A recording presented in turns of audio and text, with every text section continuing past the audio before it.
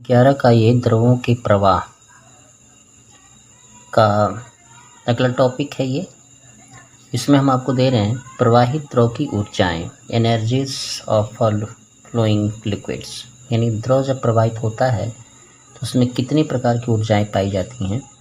तो एक आपकी है दाब ऊर्जा, दूसरी है गतिज ऊर्जा और तीसरी है गुरुत्वीय स्थितिज ऊर्जा। ठीक है। दाब ऊर्जा जो आपकी होती है P × A × L। ये जो दिख रहा है आपको, ये द्रव का आयतन है। यहाँ क्षेत्रफल × लंबाई का मतलब होता है द्रव का आयतन। सीधे शब्द में समझा जाता है, ये आयतन है आपका, इसको भी शो कर सकते हैं। गतिज ऊर्जा होता है ½ mv², यानी जो द्रव का द्रव्यमान है उसका वेग है तो ½ mv²। उसी तरह गुरुत्वीय स्थिति हो जाएगी mgh। ठीक है।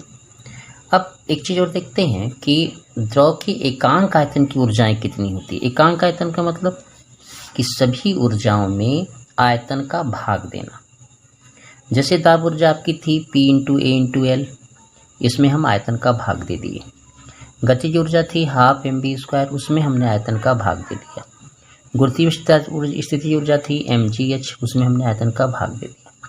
तो आयतन के भाग देने के बाद यहाँ से आयतन, ये दोनों आयतन ही हैं तो हमारे कैंसिल हो जाएंगे। आप इसको कैंसिल आउट कर सकते हैं, हमने ये आपको थ्योरी दी है। तो ये कट जाएंगे तो आपका आएगा P, यानी एकांक प्रवाहित द्रव के एकांक आयतन की दाब ऊर्जा होगी P। गतिज ऊर्जा देखिए m/v को हम द्रव्यमान बटे आयतन को हम कहते हैं घनत्व, द्रव का घनत्व। तो हम इसको m/v की जगह पे हम रो लगा सकते हैं। रो क्या है? द्रव का घनत्व है।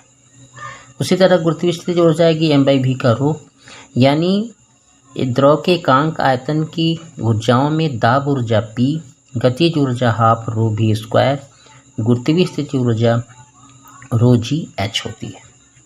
बर्नौली प्रमेय मोस्ट इम्पॉर्टेंट माना जाता है इंटर के फर्स्ट ईयर के लिए, तो मोस्ट इम्पॉर्टेंट है।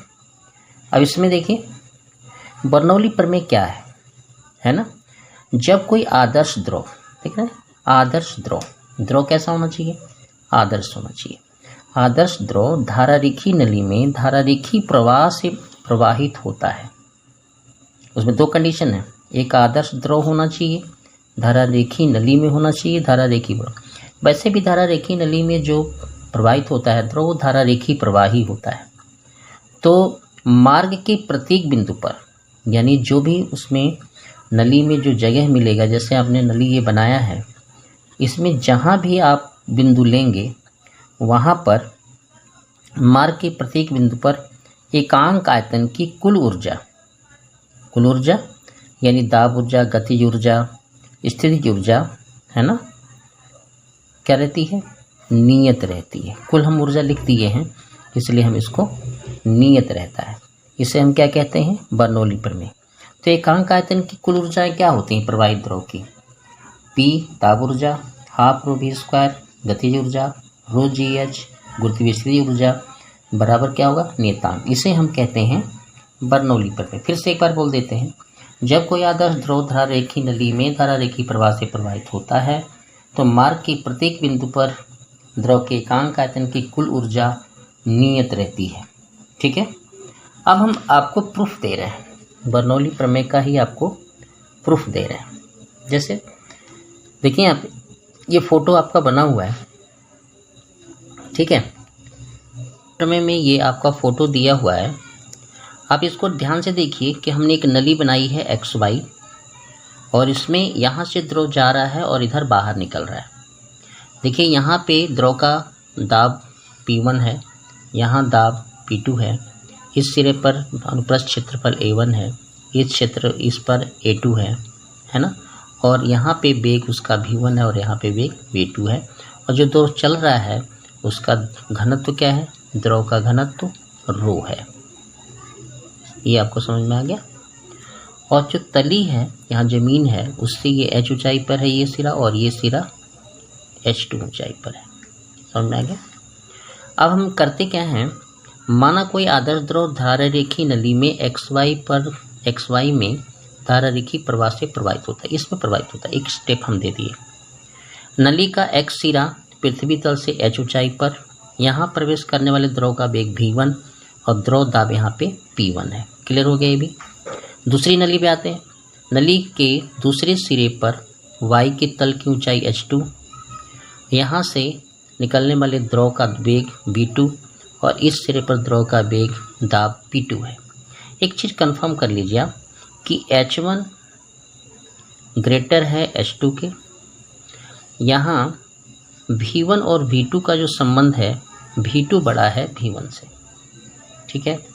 यहाँ पे दाब a1 बड़ा है, ये सॉरी क्षेत्रफल a2 है। हम यहाँ पे कहीं पे ये लिख नहीं पाए हैं, तो एक बार हम लिख देते हैं इसको, कहीं भी लिख दीजिए कि x सिरे पर द्रव का अनुप्रस्थ क्षेत्रफल सिरे पर नली का अनुप्रस्थ काट क्षेत्रफल a1 तथा y सिरे पर a2 है। फाइनल हो गया। चलिए नली के दूसरे सिरे पर निकलती है, वो आपको हम दे दिए। अब देखिए कि x सिरे पर v1 वेग से प्रवेश करते हुए द्रव का जो 1 सेकंड में कार्य होगा W1 बराबर होगा P1 A1 V1, और y सिरे पर निकलने वाले द्रव का जो कार्य होगा P2 A2 V2, ठीक है। ये जो कार्य में डिफरेंस है, ये जो कार्य, इसमें जो कार्य हो रहा है यानी यहाँ का कार्य यहाँ का जो अंतर होगा वो कार्य क्या होगा, इस नली में इसको प्रवाहित होने में ऊर्जा परिवर्तन होगा। तो हम ये कह सकते हैं, ठीक है ना, कि एक्स वाई के बीच कार्य में परिवर्तन जो होगा ऊर्जा में कुल वृद्धि होगी, ठीक है, वृद्धि, ठीक है ना। तो देखिए यहाँ पे हमने डेल्टा डब्ल्यू बराबर डेल्टा के लिखा है और डेल्टा यू लिखा है। ये गतिज ऊर्जा परिवर्तन माइनस स्थिति ऊर्जा परिवर्तन है, और यहाँ पे आपका कार्य परिवर्तन है। तो कार्य परिवर्तन में इन दोनों का हमने डिफरेंस कर दिया। देखिए P1 A1 V1 minus P2 A2 V2।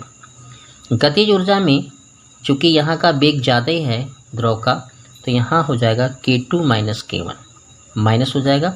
यहाँ ऊंचाई ज़्यादा है तो U1 माइनस U2, यानी स्थितिज ऊर्जा परिवर्तन गतिज ऊर्जा परिवर्तन का जो अंतर होगा वो x से y सिरे तक जाने में कार्य के अंतर के बराबर होगा। ये आपको समझ में आ गया होगा। यहाँ देखिए हमने एक चीज़ दिया है, आवर्तता सिद्धांत कहता है कि A1 V1 A2 V2 बराबर क्या होता है, m/ρ, ठीक है ना। इसको कहते हैं हम, क्या कहेंगे बताइए, तो m/ρ यानी द्रव्यमान बटे घनत्व का अनुपात बोला जाता है इसको, ठीक है।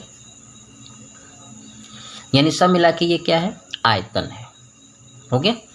अब यहाँ देखिए यम हम इसमें से कॉमन ले सकते हैं, तो हमारा P1 बाई यहाँ रो आएगा, यहाँ P2 बाई रो आएगा माइनस का बराबर, यहाँ पे यम कॉमन लेके काट देंगे तो आपका यहाँ आएगा V2 स्क्वायर, यहाँ हो जाएगा V1 स्क्वायर, और यहाँ हो जाएगा GH2, और यहाँ हो जाएगा सॉरी H1, यहाँ H2 होगा, तो यहाँ GH1 हो गया, और यहाँ हो जाएगा GH2 प्लस का, क्योंकि ये माइनस का हमने गुणा किया है।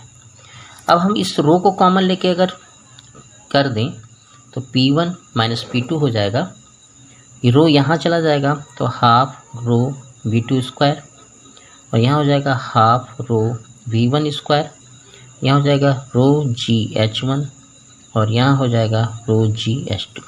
हमने क्या किया, आप कह सकते हैं कि पूरे में हमने रो का गुणा कर दिया, तो यहाँ गुणा करेंगे तो रो खत्म हो जाएगा, यहाँ आते चले जाएंगे।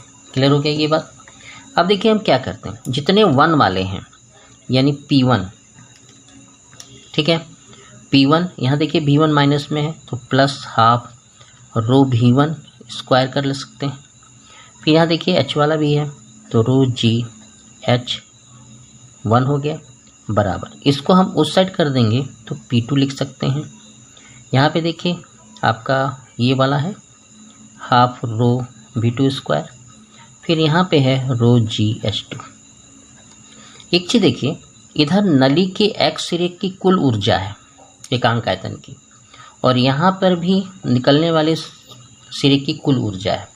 यानी हम कह सकते हैं कि प्रवेश करने वाले द्रव की कुल ऊर्जा और निकलने वाले द्रव की कुल ऊर्जा बराबर है। इसका मतलब कि P plus half rho V square rho g h बराबर क्या होगा, कांस्टेंट। और यही आपका बर्नौली प्रमेय है। ये बात आपको समझ में आ गई होगी। दूसरी बात एक और देते हैं कि नली यदि क्षैतिज हो, यानी जमीन से चिपकी हुई हो, यानी उसका मतलब होगा कि H क्या हो, 0 हो। तो यहाँ H अगर हम 0 करते हैं इसमें, तो हमें मिलेगा P plus half rho V square, ये क्या हो जाएगा 0 बराबर K। यानी हम ये भी कह सकते हैं कि P plus half rho V square बराबर K हो गया। अब नली के दोनों सिरों की बात करें तो हम P1 प्लस हाफ रो V1 स्क्वायर बराबर P2 प्लस हाफ रो V2 स्क्वायर भी लिख सकते हैं। ठीक है, अब आपको समझ में आ गया होगा। ये इससे सिंपल आपको थ्योरी हमारी समझ से तो नहीं मिलेगी, किताब में आप बहुत पढ़ेंगे। तो अगर ये पसंद आ जाए तो आप लाइक करिएगा और चैनल सब्सक्राइब कर देंगे, तो आपको ये थ्योरियाँ और इसी तरह की थ्योरियाँ आपको मिलती रहेंगी। करने का ढंग ये कि आप फोकस ज़्यादा करिए। इसमें एक चीज़ को हमने जो नहीं हम बता पाए थे, जो इसमें नहीं लिख पाए थे, इसको हमने अलग से लिखा था। यानी जो भी राशि इसमें यूज कर रहे हैं, जो यहाँ पे साइन दिखता है, कहीं ना कहीं थ्योरी में लिखा होना चाहिए। यही खासियत होती है अच्छी थ्योरी की। वैसे आपको ये समझ में आया होगा। धन्यवाद आपको, लाइक करिए।